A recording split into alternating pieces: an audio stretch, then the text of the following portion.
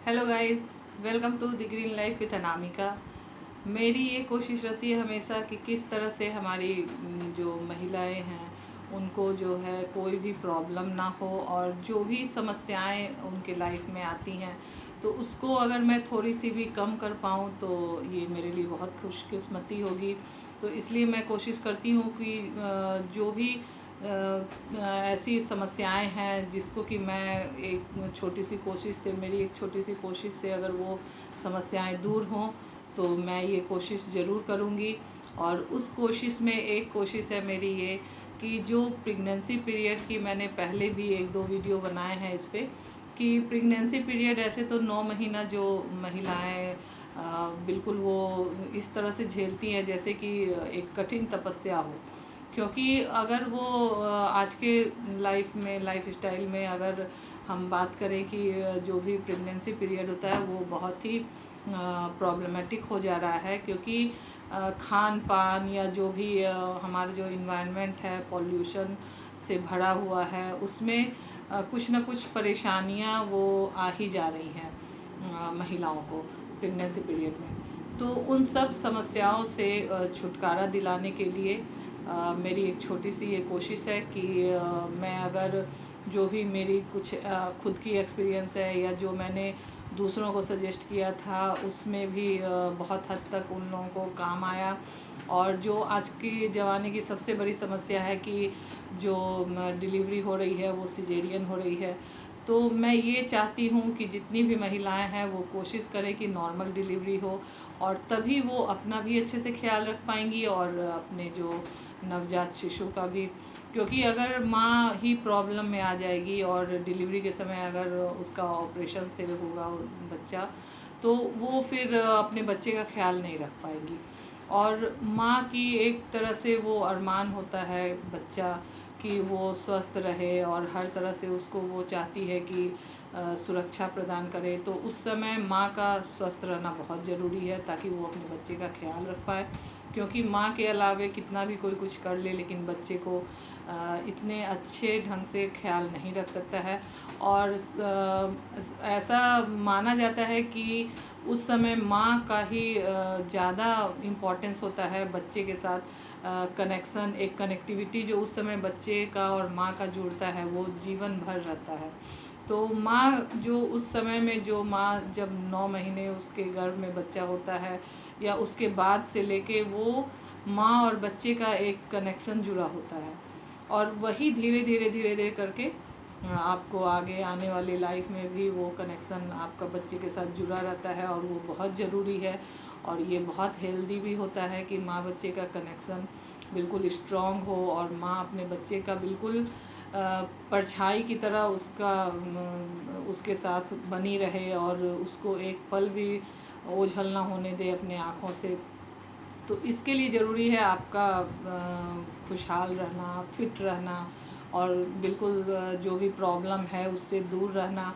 और पहले क्या होता था कि बड़े बुजुर्ग जो होते थे वो कुछ छोटे छोटे टिप्स देते रहते थे जो भी प्रेग्नेंट वुमेन होती थी।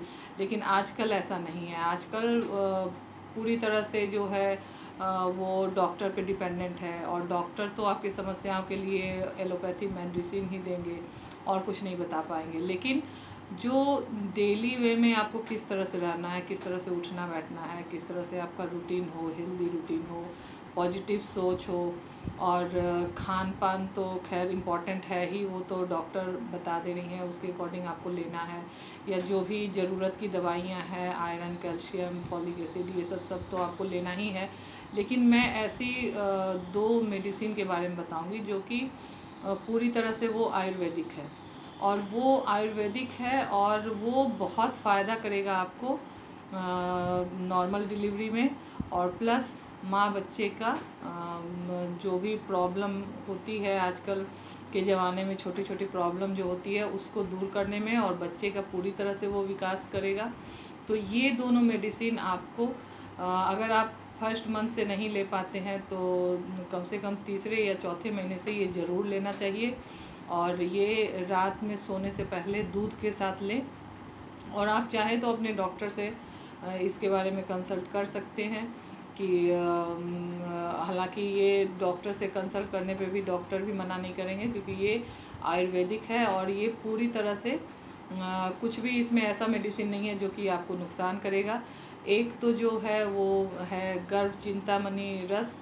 तो इसमें क्या होता है कि गर्भ चिंतामणि रस में सोने का कुछ अंश होता है।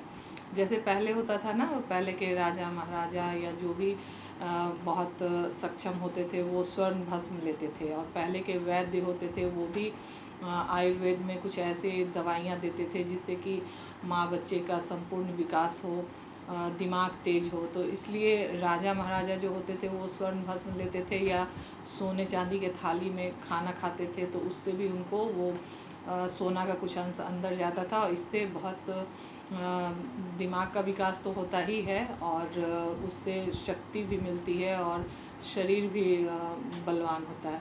तो ताकत के लिए एक तरह से वो लेते थे, और भी बहुत सारे उसके फ़ायदे हैं। तो वो इसलिए इम्पॉर्टेंट है कि उसमें सोने का कुछ अंश है, और भी जड़ी बूटी के साथ मिलाकर उसमें जो है सोने का अंश भी है, तो वो फ़ायदा करेगा। दूसरी जो दवाई है आयुर्वेद की वो है फल कल्याण घृत। तो फल कल्याण घृत में घी का अंश है और उसके साथ कुछ जड़ी बूटी दी गई है जो कि नॉर्मल डिलीवरी में बहुत ही फ़ायदेमंद होता है। और ये आप डॉक्टर से भी पूछ सकते हैं, और ये आपको कहीं भी आयुर्वेदिक मेडिसिन जहाँ भी मिलता हो उस दुकान में आपको मिल जाएगा और आसानी से मिल जाएगा। लेकिन ये दोनों बहुत ही फ़ायदेमंद दवाई है। मैंने कई महिलाओं को ये सजेस्ट किया था और उसके खाने के बाद बहुत फ़ायदा भी किया, और माँ बच्चे बिल्कुल स्वस्थ रहे इससे, और नॉर्मल डिलीवरी में भी 99% तक ये कारगर हुआ। अगर कोई ऐसी प्रॉब्लम नहीं है तो कोशिश करें कि नॉर्मल डिलीवरी हो, ताकि आप बहुत सारी समस्याओं से बचे रहेंगे। और दूसरी बात जो होती है कि आफ्टर डिलीवरी आपको खान पान का भी बहुत ध्यान रखना पड़ता है। उसके बाद भी कुछ जड़ी बूटी ऐसी होती है जो कि आपके लिए फ़ायदेमंद होता है, लेकिन अगर आपका सिजेरियन होता है तो वो सब खान पान या जड़ी बूटी आपको मना हो जाता है। तो आप जो है फिर जो प्रॉब्लम है वो आपको लंबे समय तक बनी रहती है। तो इसलिए ये दोनों दवाई आप लें ताकि आपको नॉर्मल डिलीवरी हो, और जो भी कुछ जो भी छोटे मोटे समस्याएं आती हैं और जो भी कुछ डिलीवरी के समय प्रॉब्लम होती है वो सब दूर होगा इससे, और आपका बिल्कुल सेफ़ और प्रॉब्लम फ्री डिलीवरी में ये कारगर साबित होगा। और मैं यही चाहती हूँ कि जितनी भी महिलाएं हैं वो प्रेगनेंसी में होने वाले प्रॉब्लम से बची रहें। उसके लिए आपका पॉजिटिव सोचना और खान पान का तो ध्यान रखना ही है, क्योंकि माँ का जैसा सोच होता है वैसा ही बच्चे पे असर होता है 100%। और ये बात तो बिल्कुल तय है कि माँ का सोच बिल्कुल अच्छा होना चाहिए, पॉजिटिव होना चाहिए, बच्चे पे भी वैसा ही असर होता है। तो इसीलिए जब 9 महीने कोई प्रेग्नेंट वूमेन होती है उसे पूजा पाठ या अच्छी अच्छी बातें, अच्छी तस्वीरें देखने के लिए कहा जाता है, ताकि उस पर अच्छा असर पड़े बच्चे पे। तो इसलिए हमेशा अच्छा सोचें, अच्छा खाएं और अच्छी लाइफ जिएं, और अपने जो दिनचर्या है 9 महीने का, ये एक तरह से तपस्या के समान होता है एक माँ के लिए। लेकिन उस तपस्या में थोड़ी सी आपकी अगर एक एक्स्ट्रा एफर्ट डालें कि किस तरह से आप पॉजिटिव ढंग से अपने आप का ध्यान रखें, और तो आने वाला जो आपका बच्चा होगा वो बहुत ही हेल्दी और बहुत ही अच्छे ढंग से इस दुनिया में आएगा, और आपके साथ साथ बच्चे का भी बिल्कुल हेल्थ अच्छा रहेगा, और इस तरह से आप फिर एक अच्छी लाइफ जी सकेंगे, बच्चे को एक अच्छी लाइफ दे सकेंगे। और इसी के साथ मैं अब आपसे विदा लेना चाहती हूँ। अगर मेरा वीडियो पसंद आए तो आप इसे लाइक शेयर एंड सब्सक्राइब ज़रूर कीजिए, और हाँ, सबसे पहले आप रेड बेल आइकन दबाकर मेरे चैनल को सब्सक्राइब ज़रूर कीजिए, क्योंकि ये सब जानकारी, ये सब दवाइयाँ कई सालों से है, लेकिन ये कहीं किसी को जल्दी पता नहीं होती है, और जबकि ये बहुत फ़ायदेमंद है। पहले के वैद्य होते थे तो वो ये सब दवाइयाँ देते थे, इस तरह के भस्म देते थे जो भी प्रेग्नेंट औरत होती थी। लेकिन आजकल ये बंद होता जा रहा है, आजकल सिर्फ वो एलोपैथ में जो दवाइयाँ हैं वही रहती हैं। तो कैल्शियम, आयरन ये सब तो ज़रूरी है, लेकिन ये सब भी आयुर्वेद की बहुत ज़रूरी है दवाइयाँ बच्चों के विकास के लिए, क्योंकि एलोपैथ की दवाइयाँ प्रेग्नेंट वुमेन के लिए बहुत ज़्यादा फ़ायदेमंद नहीं होती है, नुकसान भी हो सकता है। तो कोशिश करें कि बिल्कुल नेचुरल खाना खाएं, नेचुरल तरीके से रहें और केमिकल फ्री जितना भी हो सके आप प्रोडक्ट का इस्तेमाल करें ताकि आपके बच्चे पे अच्छा असर हो। और मेरी यही कोशिश रहती है कि बिल्कुल नेचुरल तरीके से और केमिकल फ्री प्रोडक्ट का इस्तेमाल करते हुए आपका लाइफ जो है ग्रीन बने, सुखमय बने। ग्रीन का मतलब हरा भरा खुशहाल लाइफ। तो मेरी हमेशा यही कोशिश रहती है कि अगर कुछ लोगों की भी लाइफ अगर खुशहाल हो पाए तो वो मैं कोशिश ज़रूर करूँगी। और इसके लिए आपका मेरे साथ बने रहना बहुत ज़रूरी है। और इन दोनों दवाइयों का सेवन करना प्रेग्नेंट वुमेन बिल्कुल ना भूलें।